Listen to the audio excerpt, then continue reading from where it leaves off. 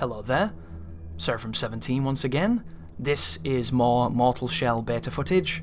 This time we'll be doing a Tiel The Acolyte playthrough, and this is the second of the shells available in this build of the game. We're going to be starting once again in this strange, ominous place, and we're going to be going through the tutorial and taking on Haddon again.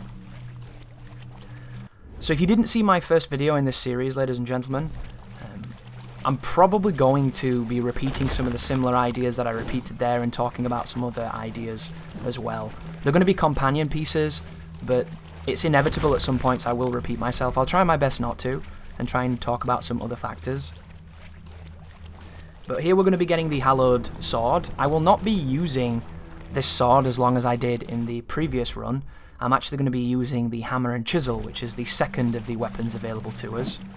I believe the game has 4 weapons, because if you look at the compendium, there is these 2 weapons that you get in the beta, there is a mace that has fire effects on it that I've seen in the loading screen, and there is a sword that looks like a Zweihander that has an ice buff special ability. So 2 swords, a hammer and a chisel, and a mace is the weapon suite of Mortal Shell, and I don't know what to think about that. There's 4 shells, there's 4 weapons, and the game is a modest length of 20 hours, which I don't think is a problem at all, because you can beat pretty much any Souls-like game in less than that. You know, these games aren't meant to be 60-hour odysseys. However, 4 weapons and 4 shells kind of scares me. It scares me because I really like what I've seen here, and I'm really hoping that this game is as good as I think it can be, because the promise is profound. But I'm thinking that we've got the Thief/Wanderer, which is the Tiel that we're going to be playing today. We've got the standard kind of Knight Warrior class, which is what Haros is. Then we have, I think he's called Solomon, who just looks awesome, but he seems like he's in heavier armor, so he might be the tank. He might be the bulwark, just the impenetrable resistance, you know. And then the final one looks really interesting. It reminds me a little bit of the Warrior Within mask, if anybody remembers that. Which I don't know what he's going to be. Maybe a spellcaster? Maybe a glass cannon of some sort? Because you would think that there would be some kind of magical version or variant. And then when you look at the weapons, we have 2 swords. One of them is huge, and one of them is this one. And then we have the hammer and the chisel, which is kind of an odd dual-wield weapon that's quite fast. And then there's a huge mace. So it seems to be very big weapon-centric. I would have loved to have seen like a dagger of some sort, or a fist moveset. Or maybe some kind of curved blade, fast blade that's meant to reward a very aggressive and quick playstyle. I mean, if it was up to me, guys, I would have wanted hundreds of weapons, because that's just the kind of player I am. But I'm thinking as well that perhaps I don't know anything about the game, really. You know, I just don't. I've tried to find as much as I can, and I've learned a decent amount, but I just don't know enough. But I'm thinking that if it does get any kind of DLC, I was thinking the other day that if we look at it from the Souls perspective, like Dark Souls 3, or even Dark Souls 2, right? Didn't Dark Souls 2 get 3 DLCs? Dark Souls 1 got 1, Dark Souls 2 got, was it 2 that were put together? It was Painted World of Ariandel, and then the Ringed City. So if you think, say it gets 2 decently sized expansions, which give you, I don't know, an extra, we'll say 1 extra area, but it could be more. It comes with a new weapon and a new shell. So even if you look at it from, we'll say lowest common denominator, but it's such a small team and you don't know what's going to happen. But say there's 2 DLCs, 2 new locations, 2 new bosses, 2 new shells, and 2 new weapons. That's what, 6 shells, 6 weapons? On a modestly length game with a decent amount of bosses. I think it could be okay for what they're aiming for. Because I've been looking at the achievement list, and the achievement list has an achievement for beating the game never bonding with a shell, which is the form I'm in right now. I've been calling it the Foundling Shell, because that's what they call you when you talk to NPCs, but I don't know if that's true. So if you think about it, you beat the game with every shell, right? Your first playthrough, you use multiple shells, multiple weapons. Your other playthroughs, if you're into the game and you like it, you'll do a playthrough with every shell, so that's 4 playthroughs. Then you'll do a playthrough with every weapon. That might be 4 separate playthroughs. You might even do every weapon with every shell, which is multiplying your playtime quite a lot there. Then you'll do the Foundling run, where you never bond with the shells, and you do a nice interesting Foundling run. And then there's something called Obsidian. It says beat the game in like a dark obsidian phase, which I don't know anything about that. So there's a run doing that. Maybe you can do Obsidian every different class. Obsidian Foundling, some kind of derivative. And then on top of that, if you really like the game and you're wanting to keep playing it, if you beat him, you get a glimpse of Reverie. I don't know if I mentioned that. That gives you 15 glimpses. And if you look in the bottom right, the first number is the souls. That's your tar. The currency in this game is tar. The second number is your insight, which is also needed. I say insight, it's called glimpse, but I just did the Freudian slip into Bloodborne terminology. You need both of them in tandem to buy abilities. You might be wondering what I'm doing here, guys. I'm actually going to get the other class and the other weapon so that I can do a proper run of the beta. And I wanted to show it so it wasn't just a teleport. Because you can run through this beta, guys, in about 2 minutes. It's ridiculous. So that's the new weapon, and this is the other shell. This is Tiel. So he is really, really cool looking, rogue, thief kind of looking dude. He's all skeletal in leathers. He's got a dagger on his hip there. And then here we go. We can continue on now and go through and play as normal. One thing to note though here, guys. If you pick up... Oh, there's a bear trap that I didn't showcase before, but I thought I'd give you the experience of that one. You can let enemies step in bear traps, and you can then punish them in bear traps, which is pretty interesting. The biggest issue with the traps, though, is they reset once you step off them, so you can repeatedly get stuck in the same trap, and it's really stupid. But it is funny the first few times, and then after that, it's just annoying as fuck. But bear traps are a thing. But if you... I don't know if it'll work like this in the full game, but if you don't pick up Harris's shell, it doesn't give you the tarnishing seal. So right now, I cannot parry, and I cannot do the empowered riposte to get my HP back. And if I picked up Harros, ran all the way and got Tiel, came all the way back, I would have been a normal build. But if you never do that in the beta, you never get the seal, you never get the parry, you never get the riposte, and you never get the warning on unparryable moves. So it's kind of interesting, and I hope the main game doesn't do that. Because you can even get... You can get the seal for the Foundling phase, it's just you always start in a shell, so you have to use an item to push you out of the shell if you want to run around with the ability to use the resolve moves and use the parry when you're just a Foundling. So that was interesting there. I took multiple hits on that hard, and that was cool. I don't know if I've leveled these builds up, because that's something worth talking about, to give you an idea, guys. When you talk to the sister, you can buy, I think, about 3 or 4 moves for your character, depending on how much tar and glimpse you have. And those moves are really, really cool. They give you... Harros gets 25% extra hardening. He gets a bunch of kind of defensive ones. His hardened, broken state lasts longer. And then Tiel gets a bunch of anti-poison tech, which is really, really interesting. I like it a lot. See you later. See that? He hit me then as I was dodging. So... I got knocked out of my shell, but it captured the dodge animation, so instead of knocking me flying, I just dodged. Which, there's some really weird stuff that happens in this beta. You know that jumping move that those ghouls have that are waiting for you in the catacombs? That move does no damage, but I've got footage of that move killing me as a Foundling. Because something weird happens in this game when you play without a shell.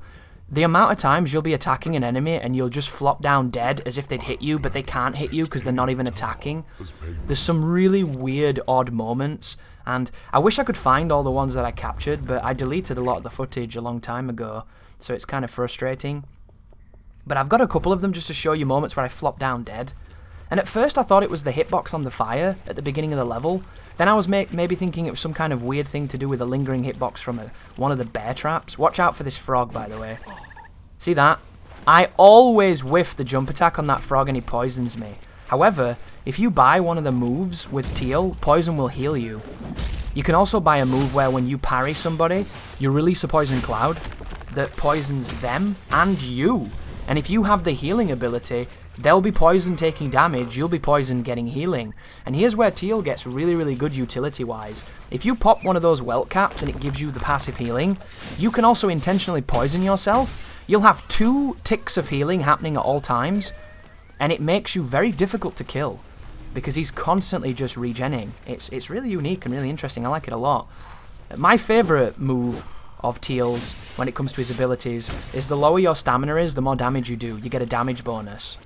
And then the final one is, I think, a 20% chance for your stamina to take damage instead of your HP, which I don't like buying because it goes against the kind of player that I am, but that'll be the move that a lot of people rely on because it's incredibly powerful.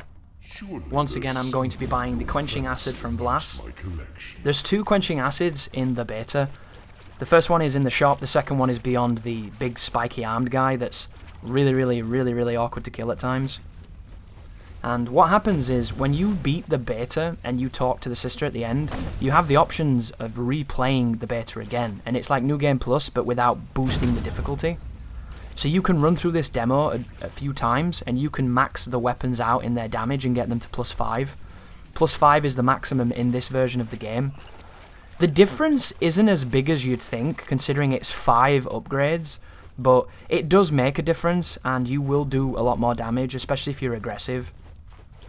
But we're going to be running back here and taking on, I think, Ven Noshivagu, dude. Not entirely certain what I'm doing. Am I contemplating grabbing Haros's shell? Ooh, did I get an effigy of Tiel? This is what I might be doing, guys. So there are items in this game, effigies, where when you use them, you instantly swap to the other shell. So I might have picked up an effigy of Tiel, and I'm going to quickly get Haros to get the seal. So I get that tutorial, there's the seal, and then I'm going to use the item to swap back to who I'm playing as. So this gives me the mechanical spike on the hallowed sword, even though I'm not using it.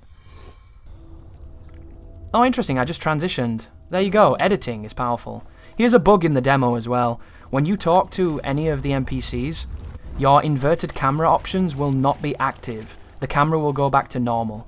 So if you're one of those people who have a strange brain like I do, going into those conversations will fuck with your camera for some reason.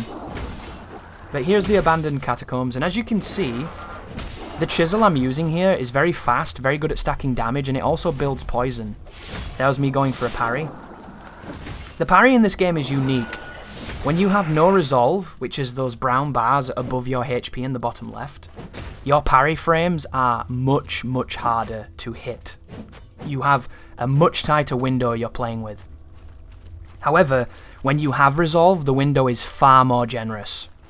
So we're talking the difference between parrying. For instance, when you have resolve, this game is Dark Souls 1 parrying. When you have no resolve, this game is Dark Souls 2 parrying. And Dark Souls 2 parrying, you could get used to it and it wasn't too bad. But you know how it was so delayed and so different than what Dark Souls 1 was? It's kind of that feeling. However, the timing on it is, it's pretty tight, because not only is it delayed, but it's only active for a small amount of time. It's going to take some practicing, so don't look at this and think, oh, I'm just going to parry everything. Because if you can parry everything in this game, you are really good at parrying. It's not the easiest. To give you an idea of, like, parrying in this game is tighter than parrying in Sekiro, which I know you're probably laughing your ass off right now because the parry in Sekiro is about as tight as the fucking ocean. And I think it's going to lead to skill, which is a good thing, as I get wrecked by this aberration here. Here comes the head. Poisons me through the harden. So I think I'm going to showcase a piece of tech here. If you swap shells when you're poisoned, your other shell isn't poisoned, so you can completely escape death. However, it looks like I'm going to run all the way back to the maiden and get the heal, because the sister is essentially a bonfire that you can level up at, and she will heal you. So there you go, you get the full heal just there. But the stamina in this game is really unusual, and I'm not spoken about that, so I absolutely should. You'll notice my bar as Tiel is really long. You'll notice that when I sprint with this bar, I'm able to sprint for a considerably long amount of time. It's kind of weird how the stamina works. This game makes Bloodborne look tight on stamina. It's crazy just how much stamina they give you. When you play as Haros, it's much harder because of that. You really have to manage your stamina with him and understand what you're doing. Whereas when you play as Tiel or the Foundling, you have an absurd amount of stamina. You can do maybe 5 or 6 full R1 combos, R2 combos before you get to the end of your stamina. It's kind of weird, actually, and I'm wondering if they're going to change that, because I get the feeling the amount of stamina you get in this game will be no different at the end of it than it is at the start. I feel like the stamina is just fixed, which is really, really different, but who knows, it could end up being really cool. The other guys who we haven't played with could have different stamina values, hopefully, and they might make a bit more sense, but as it stands, the amount of stamina in this game is... it's going to enable confident, knowledgeable players to do ridiculous things, because you never get into that situation, especially on this character, that you do in Souls, where you don't have any stamina to swing, and you don't have any stamina to dodge. You never get into those super tense moments of, I'm out of resources, I need to hide. There is the special move with this weapon, if you're wondering. And additionally, guys, one of the cool things about Harden that I haven't even mentioned, because I keep forgetting, is when you harden, your stamina regens. So you can do a full combo, you can exhaust all of your stamina, and then you can harden indefinitely and get it all back. Even if the enemy's not attacking you, you can be hardening, getting your stamina back, and then when they hit you, you've got enough stamina to evade. So it's going to be a lot less about stamina management, and more so about getting in the pocket and dealing your damage and making sure that you don't take unnecessary hits. Because you die really fast in this game. Like, everybody I've seen play it pretty much had the same experience of the game is going really well, and then all of a sudden you just get stomped. And it's one of those things where Tiel dies in like 1 to 2 to 3 hits, all depending. Harros is a lot tankier, and the Foundling, when you're out of your shell, can take 1 hit. And when I say can take 1 hit, that's an absolute lie. You die in 1 hit. I just mangled that sentence. So the only thing that doesn't kill you is poison. Poison kills you in 2 ticks. The first tick drains all the HP, the second tick kills you. It's kind of insane, and it's kind of insane because it showcases that something fiddly is going on with their hitboxes. I don't really know what it is, as I've mentioned in the other video, but there are times when you just take damage in this game and you just die, when nothing's attacking you, nothing's hurting you, nothing should be happening, and you're just getting bummed. And I really hope the main game doesn't have that, because it happens in the very first fight of the beta. It's really strange. This guy's so cool, though. He's a really interesting enemy. I don't like that it's difficult to tell when you're going to make him flinch, because there's times when you can do a setup on him that works beautifully, and you do it again, and he'll swing through the setup. It does it quite reliably, and it's kind of annoying. But here is enslaved Grisha. I'm going to go for the parry here, even though this move is unparryable, apparently. I didn't get it, but it was always... I'm always going to try. You'll notice I also tried to do it without resolve, which is my first mistake. But where's the fun in not going for it, right? And then here we have everybody's favourite boss, Grisha, using the hammer now. So, oof, look at that. That's why you don't punish too quickly. Ouch. But if you look at the boss's HP, I have poisoned it, but the poison tick is so slight, it's hard to see. This jumping move here has a really strange hitbox on the right-hand side of it, but the left-hand side of it is quite generous.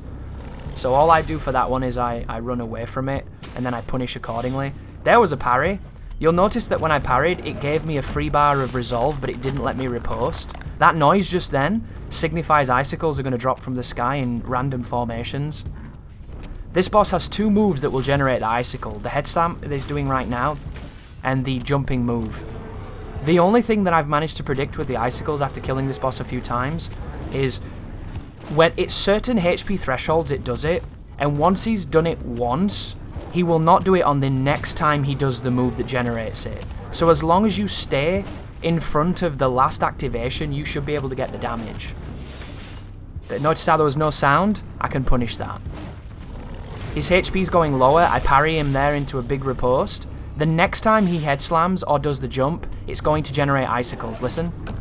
Hear it? And then I nearly get hit by it because, you know, icicles suck. That's the only tell you've really got, though. The seal might glow, but it makes that big noise. And personally, I fucking hate the icicles. It's so shit. It adds nothing to this fight. It's dumb. I don't understand who thinks it's good.